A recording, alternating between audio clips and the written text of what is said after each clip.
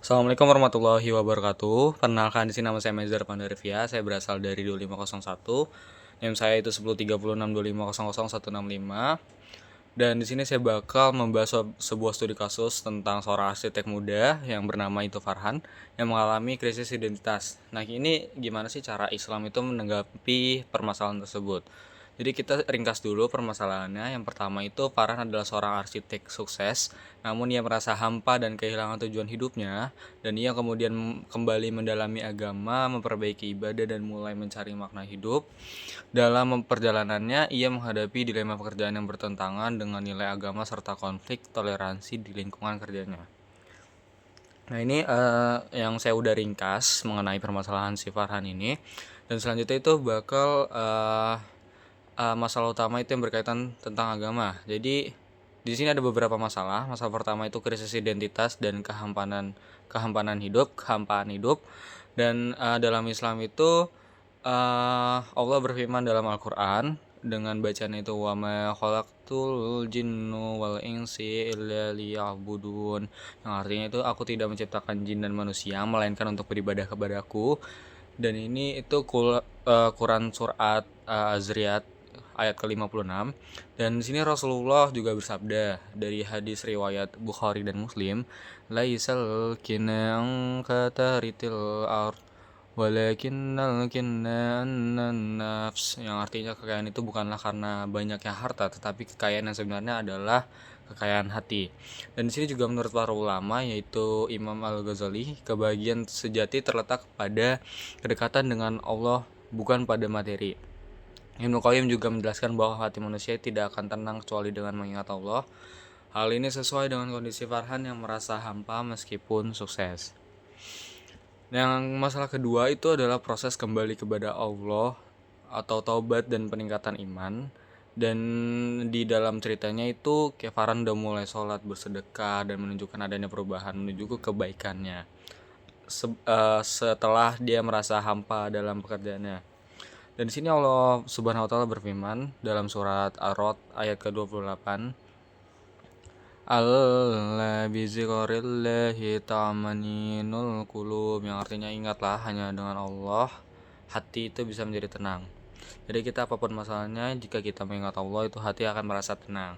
Dan sini Rasulullah juga bersabda dalam hadis riwayat Tirmizi yang bunyinya itu kullu bani adama khalaqta wa khairul khata'inat tawwabun, yang artinya itu setiap manusia pasti pernah berbuat salah dan sebaik-sebaik yang bersalah adalah yang bertaubat.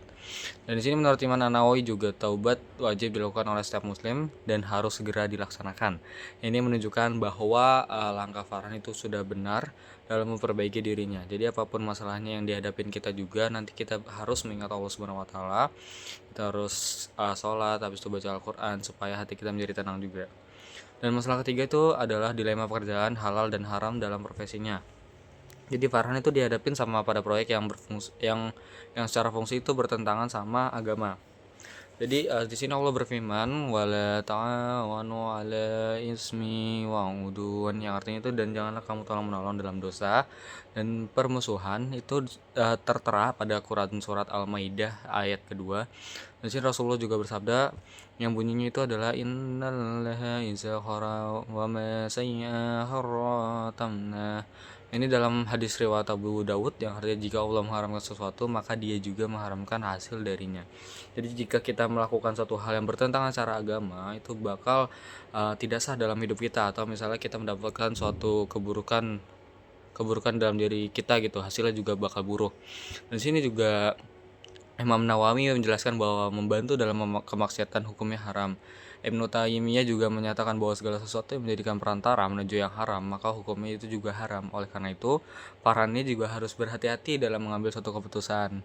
Dan yang keempat itu, masalah yang keempat itu adalah cara menentukan hukum dan Islam. Dan di sini Farhan itu mencari solusi kayak melalui Al-Qur'an, ijma dan qiyas. Dan di sini Rasulullah juga bersabda yang bunyinya itu adalah taraktu fikum amrayni lan tazillu ma tamassakut bihima kitaballahi wa sunnati. Ini hadis Rasulullah Malik yang artinya itu aku tinggalkan dua perkara kalian tidak akan sesat selama berpegang kepada keduanya, kitab Allah dan sunnahku. Dan menurut Imam Syafi'i juga penetapan hukum harus berdasarkan Al-Quran, Sunnah, Ijma, dan Qiyas. Ini menunjukkan bahwa langkah Farhan itu sudah sesuai dengan metode yang benar dalam Islam. Dan ini masalah yang terakhir yang dialami oleh Farhan, yaitu toleransi antar umat agama. Dan di sini permasalahannya adalah Farhan itu harus menyelesaikan konflik di tempat kerjanya itu secara adil. Di sini Allah berfirman, lakum dinukum waliyadin, untukmu agamamu dan untukku agamaku. Itu surat Al-Kafirun ayat ke-6. Jadi Rasulullah bersabda juga, bunyinya itu adalah Mang azazimmi fa'ana khaismuhu yawma qiyamah. Artinya itu barang siapa yang menyakiti non muslim maka aku akan menjadi lawannya di hari kiamat. Itu hadis riwayat Abu Dawud. Ibu Taimiyah menegaskan bahwa seorang muslim harus berlaku adil kepada semua manusia.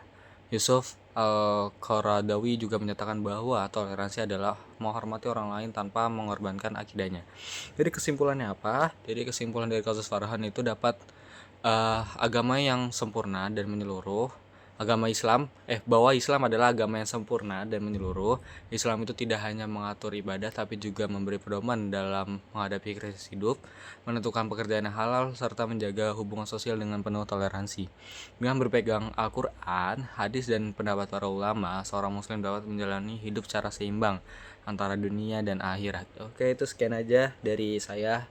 Kurang lebihnya mohon maaf. Wassalamualaikum warahmatullahi wabarakatuh.